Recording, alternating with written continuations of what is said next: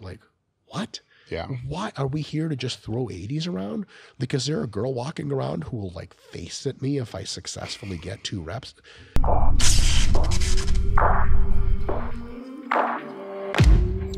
One of the things that when I'll have people out for training clinics that I try to, lifters, right, that I try to teach them and to show them is how to train movements kind of like a bodybuilder.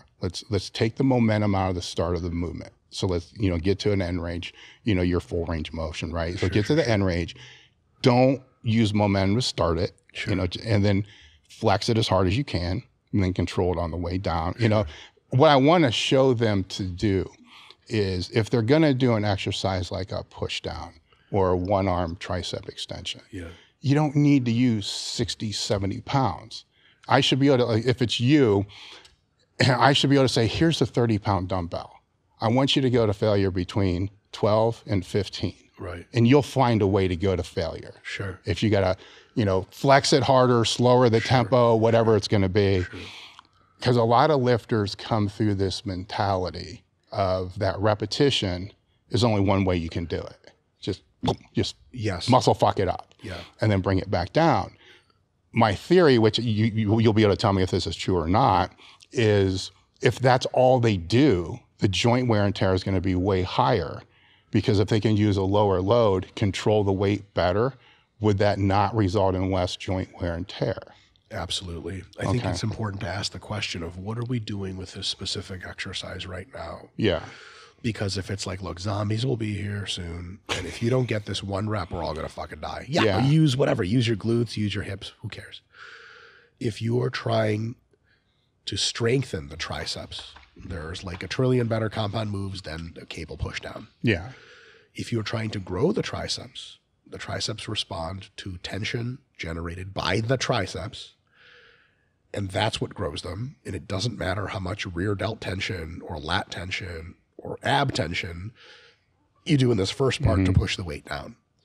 And nobody gives a flying fuck how many plates in the stack you put. So if you can use good technique that isolates mostly or only your triceps, you can produce lots of force on the way down, but also control the eccentric on the way up. Yeah.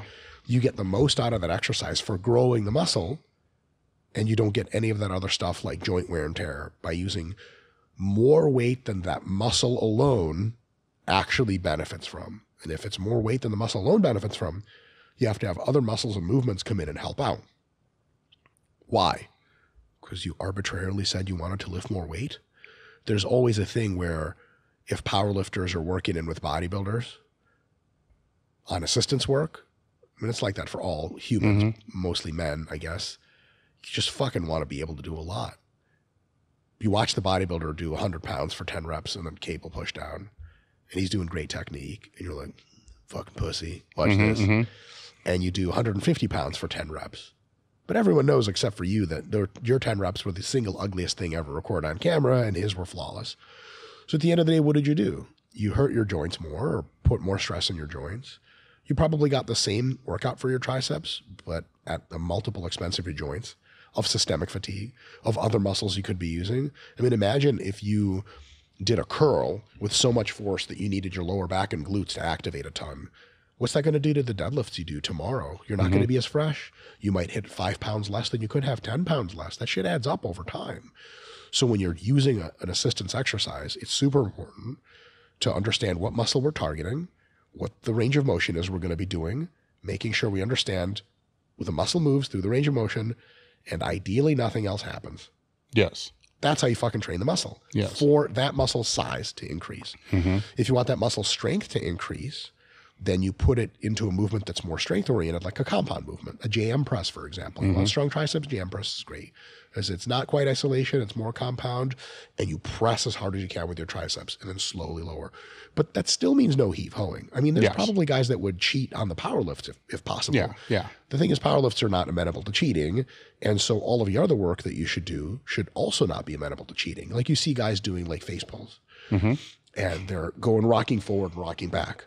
Like, what are the face pulls for? Yes. They're like, well, it's so I can retract get into my bench shirt better. Like, Are you allowed to rock back on a bench? Like, no, the bench prevents it. So what the fuck are you doing right now? You better use your action delts, you stupid asshole, because that's what we're here to train. It's really easy to get away from that. And I think it's super important for a mature lifter to understand that every time I lift a weight, my technique has to reflect the demands of what's going on, and it has to be fucking good.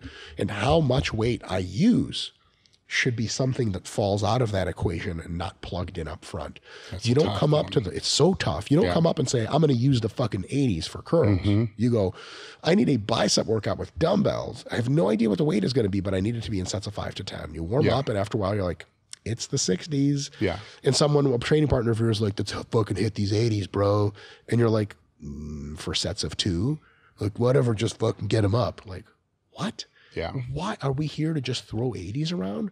Because there a girl walking around who will like face at me if I successfully get 2 reps? It's like, it's nonsense. Well, the other variable that is just as hard outside of the weight is the reps. You know, so you can tell somebody, look, it's going to be, you know, get 8 reps. And they're going to get to 6. And if they're controlling the tempo, it could fail if they just kept doing that. But they got this fucking 8 reps in their head. You know, so it becomes this clusterfuck. Whatever I have to do to get 8 reps, I'm going to do. Live or die. Exactly. And it's hard. Like when you're trying to teach that, you know, to somebody that doesn't have that muscle control. Is that the word I'm looking for? Ego control? Well, not ego control so much. It's just they don't know how to flex. They don't know how a muscle feels to contract. Yes. You know, can't tell where the tension is coming. So then we're trying to teach them to let that tension stay on the tricep.